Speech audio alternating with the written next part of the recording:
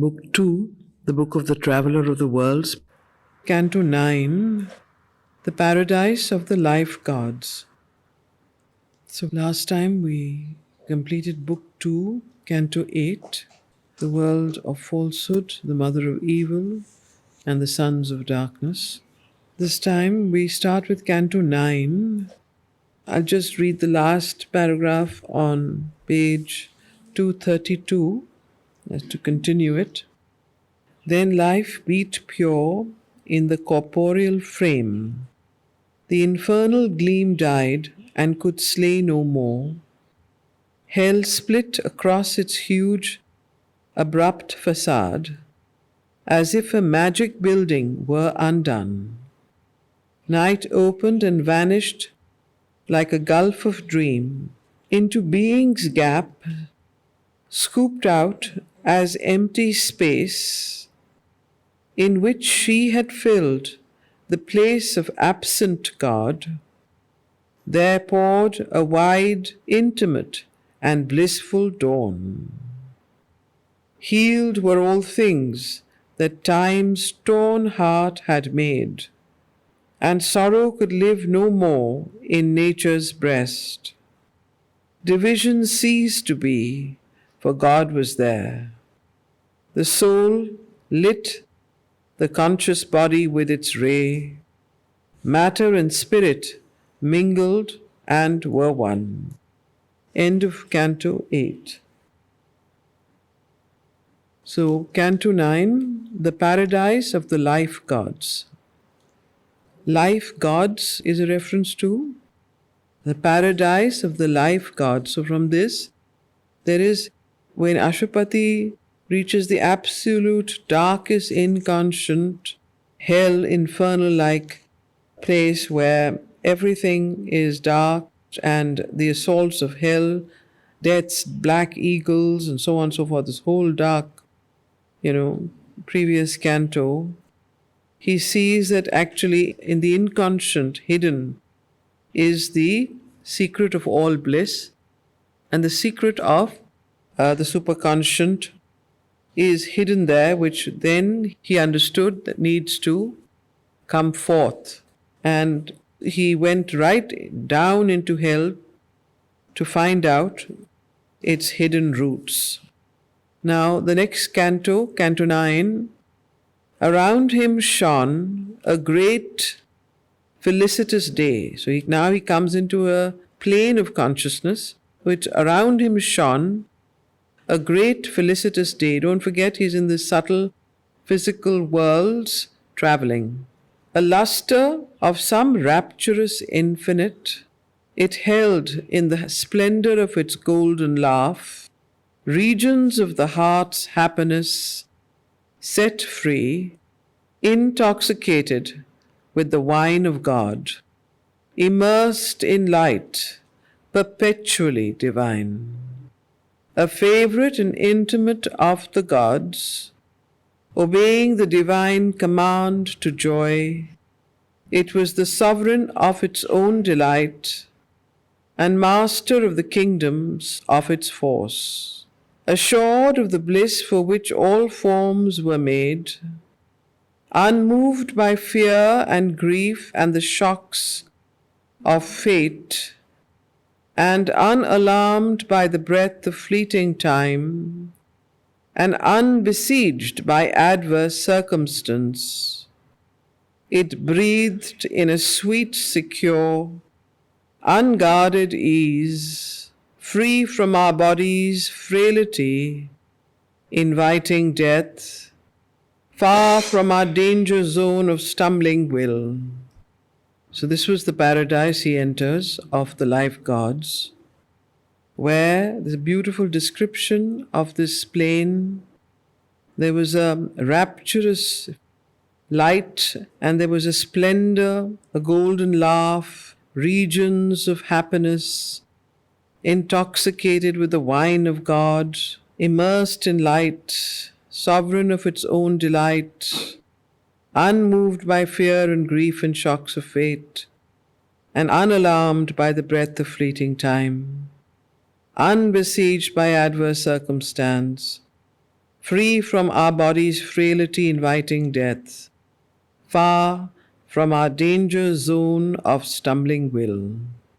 It needed not to curb its passionate beats, thrilled by the clasp of the warm, satisfied sense, and the sweet wonder rush and flame and cry of the life impulse's red magnificent race.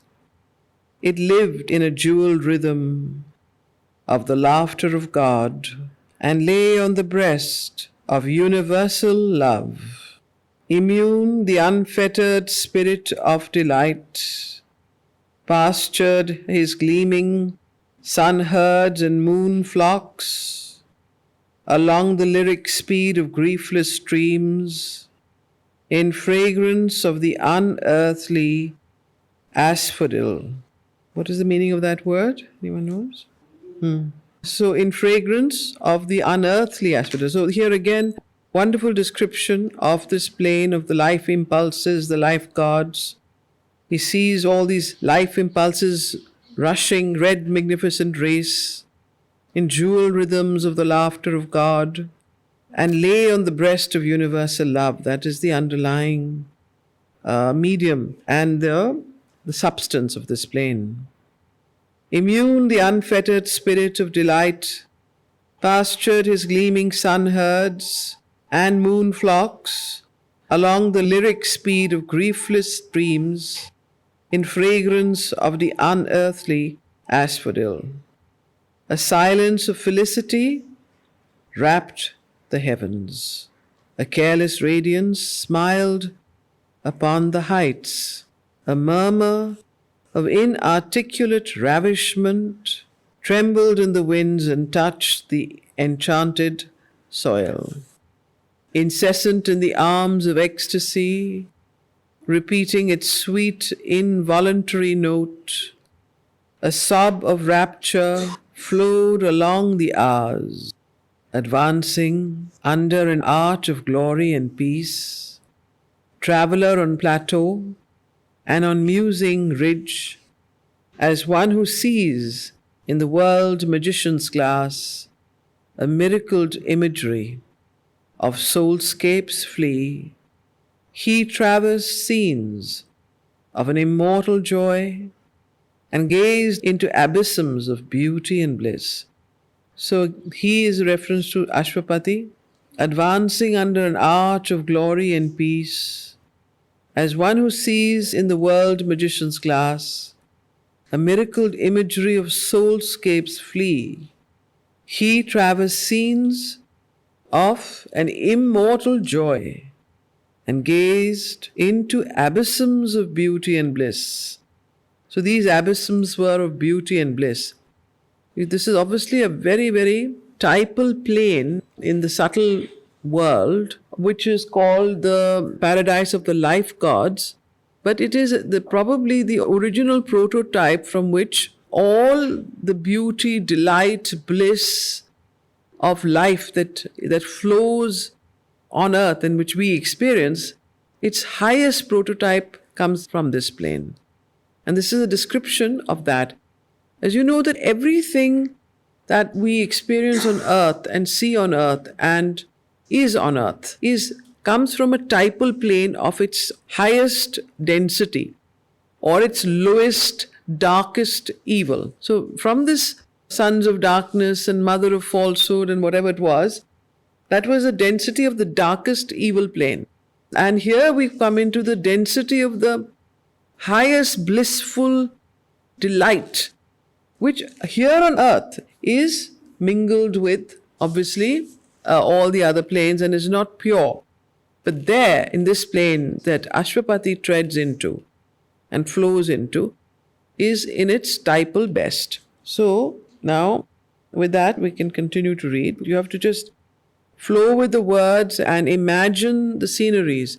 Let the mind follow and just imagine. Then only you'll understand. It's almost like you are traveling in this world. So, advancing under an arch of glory and peace, traveler on plateau and on musing ridge, as one who sees in the world magician's glass a miracled imagery of soulscapes flee, he traversed scenes of an immortal joy and gazed into abysms of beauty and bliss. Around him was a light of conscious suns and a brooding gladness of great symboled things. To meet him crowded plains of brilliant calm, mountains and violet valleys of the blessed, deep glens of joy and crooning waterfalls, and woods of quivering purple solitude. Below him lay, like gleaming jeweled thoughts, wrapped dreaming cities of Gandharva kings. Across the vibrant secrecies of space, a dim and happy music sweetly stole. Smitten by unseen hands, he heard, heart close, the harp's cry of the heavenly minstrels pass, and voices of unearthly melody chanted the glory of eternal love in the white blue moonbeam air of paradise. So here he was in this absolute world of paradise, a summit and core of all that marvelous world. Apart stood high Elysian nameless hills, burning like sunsets in a trance of eve, as if to some new, unsearched profundity, into a joyful stillness plunged their base. Their slopes, through a hurry of laughter and voices sank, crossed by a throng of singing rivulets, adoring blue heaven with their happy hymn, down into woods of shadowy secrecy, lifted into wide, voiceless mystery. Their peaks climbed towards a greatness beyond life. The shining Edens of the vital gods received him in their deathless harmonies. So, the shining Edens of the vital gods. Don't forget, this is the paradise of the life gods. Life is the vital plane of what you call as prana. So these were the gods of that plane, of the life gods. And this plane that Ashwapati is describing is something that we can all visit. It is in the subtle world. These are subtle planes, as a traveler of the worlds. So when he enters this plane, he also begins to see, and for us to know that everything here, that paradisal joy, that beauty, that bliss, that conscious, he says 1,000 conscious suns, all of that, the birds, the chirping, everything that we experience as bliss and ananda and as paradise. And you have these spaces on earth that almost mimic those spaces above, untouched by, human ignorance and destruction. So you can imagine, if you were traveling in this plane, how much more perfect and beautiful it is, and how, therefore, it is possible to bring it down. And therefore, why is Ashwapati and why is Sri Aurobindo taking so much time to describe all these planes to us? What is the need for it? Chapter after chapter, canto after canto. What is its purpose? So, its purpose is to let us know there are prototypal planes from which everything descends. And if one, therefore opening the possibility, those of us who can bring these planes down on earth and be pure receptacles of these planes, therefore there can be a time when these are more and more present and more manifest here. Because unless something exists, it cannot manifest. Unless something is involved, it cannot evolve. So that is the reason that so much time and effort is being given to describe these planes. So the shining Edens of the vital gods received him in their deathless harmonies. All things were perfect there, that flower in time. Now, here this one line explains everything. All things were perfect there, that flower in time. Where does time exist? On earth only, in the universe, right? On earth. So all things were perfect there, that flower in time. Okay? Beauty was there, creation's native mold. Peace was a thrilled, voluptuous purity. There, love fulfilled her gold and roseate dreams, and strength her crowned and mighty reveries. Desire climbed up a swift, omnipotent flame, and pleasure had the stature of the gods. Dream walked along the highways of the stars, sweet common things turned into miracles, overtaken by the Spirit's sudden spell, smitten by a divine passion's alchemy. Pain's self, compelled, transformed to potent joy, curing the antithesis twixt heaven and hell. So, such was this plane that even pain, self-compelled, was transformed to joy, curing the antithesis between heaven and hell. All life's high visions are embodied there. So all of life's high visions that we have are embodied there in this plane of the paradise of the life gods. Now, these life gods, what are they, these life gods, is a question that we need to ask. If there are any references or conversations of Sri Aurobindo on it, in incarnate word, it would be good to pull it out. But I will give a sense of it at the end of this canto. And you will find that out also from the way he describes it. So, pain self-compelled, transformed to potent joy, curing the antithesis twixt heaven and hell, all life's high visions are embodied there, her wandering hopes achieved, her aureate combs caught by the honey-eater's darting tongue, her burning guesses changed to ecstasied truths, her mighty pantings stilled in deathless calm, and liberated her immense desires.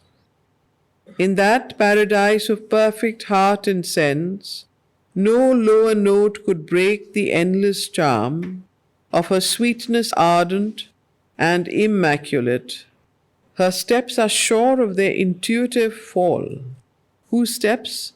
Life gods, yeah. You see, life gods also is a reference to nature. So that supernature, her steps are paraprakriti. Her steps are sure of their intuitive fall after the anguish of the soul's long strife.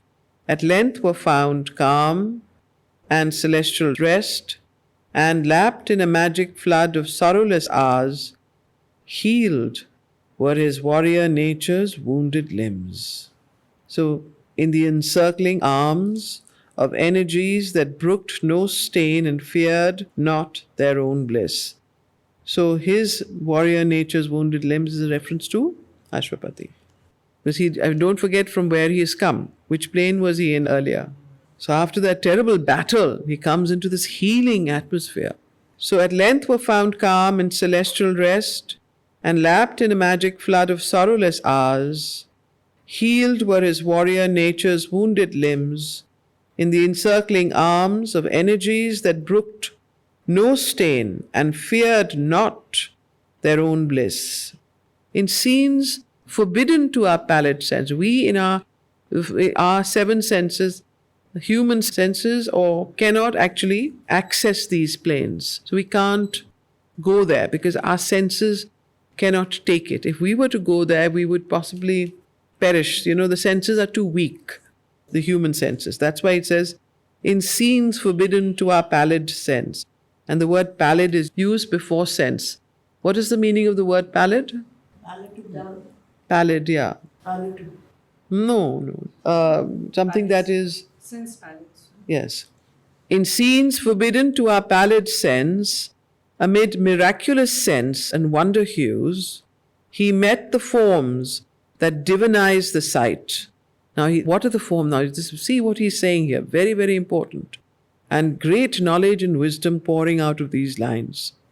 In scenes forbidden to our pallid sense, amid miraculous sense and wonder hues, he met the forms that divinize the sight, to music that can immortalize the mind and make the heart wide as infinity, listened and captured the inaudible cadences that awake the occult ear. In this canto especially, Sri Aurobindo gives hints of the 12 senses. We have heard Mother talk about the fact that we have 7 senses that we are aware of. But actually, she says there are 12 senses that can awaken in man, in all of us. And these other, 5 that are mentioned in this particular canto. And how, therefore, that anything that exists can manifest. So these senses can awaken in us, and some of them do in special in people who have, who have carefully nurtured these. So here you have this description. He met the forms that can divinize the sight, to music that can immortalize the mind and make the heart wide as infinity, listen and capture the inaudible cadences that awake the occult ear. Out of the ineffable hush it hears them come, trembling with the beauty of a wordless speech, and thoughts too great and deep to find a voice, thoughts whose desire new makes the universe. This is the plane where, the subtle senses, what we call as divinization of the human sight. That's why all these things can happen on earth. Clairvoyance, clairaudience, telepathy, drishti, trikala drishti, all these things that we have studied in the Vedas and the Upanishads and in our literature. This is in 1, 2 or 3 lines, Sri Aurobindo is indicating the plane in which these senses are present. So all these grosser senses that we as human beings have today, their higher divinized counterparts are here on this plane. So, in scenes forbidden to our pallid sense, amid miraculous, and this is where Ashwapati goes, and therefore Sri Aurobindo has visited this place and understands that these things now, over time, can be brought on earth and into human consciousness. So, in scenes forbidden to our pallid sense, amid miraculous sense and wonder hues, he met the forms that divinize the sight, to music that can immortalize the mind. What kind of music is this that can immortalize the mind and make the heart wide as infinity? Listened and captured the inaudible cadences, that which cannot be heard, inaudible cadences that awake the occult ear. Out of the ineffable hush, it hears them come, trembling with the beauty of a wordless speech, and thoughts too great and deep to find a voice, thoughts whose desire new makes the universe. A scale of sense that climbed with fiery feet to heights of unimagined happiness, recast his being's aura in joy glow. His body glimmered like a skyey shell. His gates to the world were swept with seas of light. Just the lines here. So what happens to Ashwapati here? When all of this takes place, then thoughts whose desire new makes the universe, a scale of sense that climbed with fiery feet to heights of unimagined happiness, recast his being's aura in joy glow. His body glimmered like a skyey shell. His gates to the world were swept with seas of light. His earth endowed with celestial competence, harbored a power that needed now no more to cross the closed customs line of mind and flesh and smuggle Godhead into humanity. So such was the power that came into Ashwapati from this plane, that his gates to the world were swept with seas of light, his earth, his body, dowered with celestial competence, harbored a power that needed now no more to cross the closed customs line of mind and flesh and smuggle Godhead into humanity. It shrank no more from the supreme demand of an untired capacity for bliss, a might that could explore its own infinite, and beauty and passion in the depths reply, nor feared the swoon of glad identity, where spirit and flesh in inner ecstasy join, annulling the quarrel between self and shape. So this is the plane of the supramental life. You see, every plane on earth, mind, life, body, what you call as the mental, vital, physical, psychic, so on, has a higher counterpart and a lower quotient, both. This is the higher counterpart of life, which is the supramental life. What he's describing will come down on earth as the new life in the new world. And this is a direct description of the supramental senses that will enter into man. So, worth reading again and again, but to get a sense of it today, we shall just read it. Thoughts whose desire new makes the universe a scale of sense that climbed with fiery feet to heights of unimagined happiness, recast his being's aura in joy glow, his body glimmered like a skyey shell, his gates to the world were swept with seas of light, his earth dowered with celestial competence, harbored a power that needed now no more to cross the closed customs line of mind and flesh and smuggle Godhead into humanity. It shrank no more from the supreme demand of an untired capacity for bliss.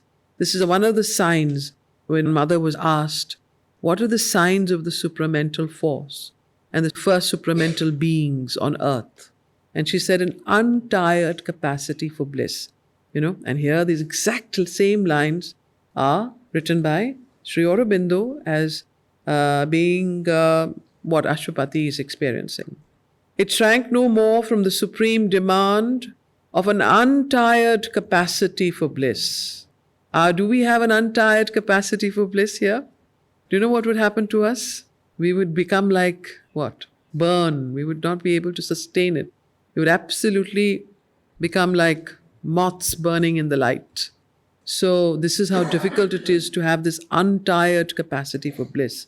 The frequency, the tension, the vibration of that bliss and that is so high that it would burn us if we were not ready for it, if there was not a ready receptacle. That's why bringing down the supramental force too early would have destroyed the earth also. So it took a long time, and that's why Sri Aurobindo and the Mother kept saying that we can bring it down, but the earth cannot take it. Humanity is not ready. So this untired capacity of bliss, this is what we all need to aspire for. It shrank no more from the supreme demand of an untired capacity for bliss, a might that could explore its own infinite, and beauty and passion in the depths reply, nor feared the swoon of glad identity, where spirit and flesh in inner ecstasy join, annulling the quarrel between self and shape. It drew from sight and sound spiritual power, made sense a road to reach the intangible. It thrilled with the supernal influences that build the substance of life's deeper soul. Earth nature stood reborn, comrade of heaven. Earth nature stood reborn, comrade of heaven, a fit companion of the timeless kings. Equalled with the godheads of the living suns, he mixed in the radiant pastimes of the unborn, heard whispers of the player never seen. So, which player is he talking about here? The flute of Krishna. Heard whispers of the player P with a capital P, heard whispers of the player never seen, and listened to his voice that steals the heart and draws it to the breast of God's desire, and felt its honey of felicity flow through his veins like the rivers of paradise, made body a nectar cup of the Absolute, in sudden moments of revealing flame, in passionate responses half unveiled, he reached the rim of ecstasies unknown. A touch supreme surprised his hurrying heart. The clasp was remembered of the wonderful, and hints leaped down of white beatitudes. Eternity drew close, disguised as love, and laid its hand upon the body of time.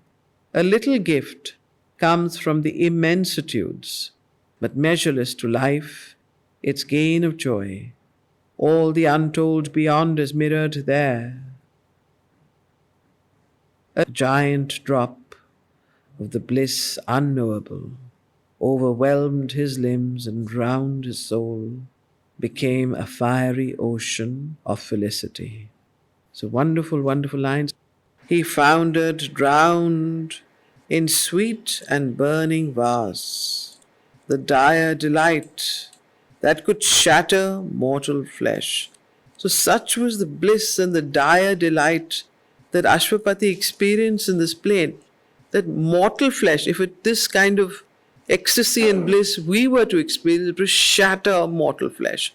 That is why even when for long, many, many years, Sri Aurobindo could have brought down the supramental force, but he said the earth is not prepared. It would shatter the earth, it would shatter human beings. It would, because of our incapacity to hold bliss, to hold delight, to be able to have those, special nerves of steel, as the mother calls them, we have to wait and change our nature, go through a process of yoga, and therefore become prepared slowly to endure this, tyranny of bliss, which of course Ashwapati is able to bear because he has done that tapasya. So a little gift comes from the immensitudes, but measureless to life its gain or joy. All the untold beyond is mirrored there. A giant drop of the bliss unknowable overwhelmed his limbs, and round his soul became a fiery ocean of felicity. He foundered, drowned in sweet and burning vasts, the dire delight that could shatter mortal flesh. Here it is. The dire delight that could shatter mortal flesh, the rapture that the gods sustain, he bore. Immortal pleasure cleansed him in its waves and turned his strength into undying power. Immortal pleasure cleansed him in its waves and turned his strength into undying power. Immortality captured time and carried life. Immortality captured time and carried life. This is a very, very potent hint of, the importance of this particular canto in the yoga of the supermind. End of Canto 9.